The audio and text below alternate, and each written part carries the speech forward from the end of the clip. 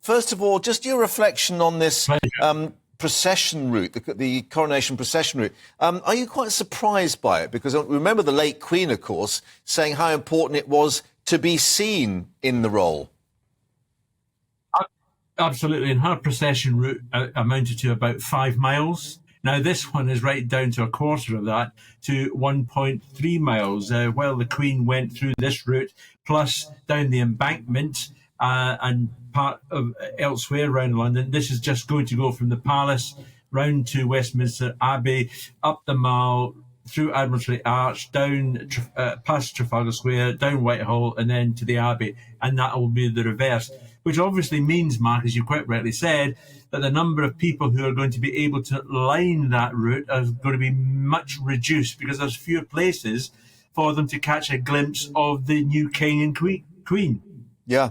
And the fact that they're sort of returning on the same route. So basically, if you've got your place, you're fine. But otherwise, you have to watch it on GB News Live, which, of course, is a good thing. But one just wonders, how long people will have to get there beforehand to get their slot, get their space. Well, I think you'll find that hardened royal fans who are used to camping out in the past for various royal occasions, historic occasions, sometimes are there for days or a week or two beforehand.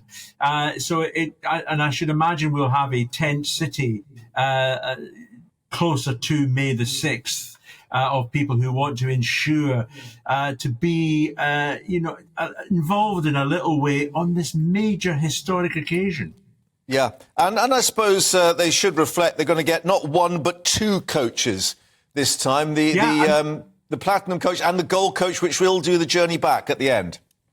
We're going to have the Gold coach, which was the old ramshackle coach, if you like, built in 1762, used then by George III to travel to Parliament. But it was first used by William IV to travel to a coronation, for his coronation, and that's the coach that has always been used in the past for coronations. Now, we've now got the more updated Diamond Jubilee coach, which the Queen used for her Jubilee. It was built in 2014, and it's got all the mod cons. It's got aircon, it's got electric windows, it's got shock absorbers, it's got everything. Now, the difference is that the Gold coach is 4 tons. This one is about 2.5. The Gold coach will be pulled by 8 Windsor Greys, and the Diamond coach will be pulled by 6 Windsor Greys. So obviously, perhaps a bit more of a comfortable ride to get there. And once the job is done, that they can sort of, it's not quite downhill back to Buckingham Palace, but perhaps it's a easier route.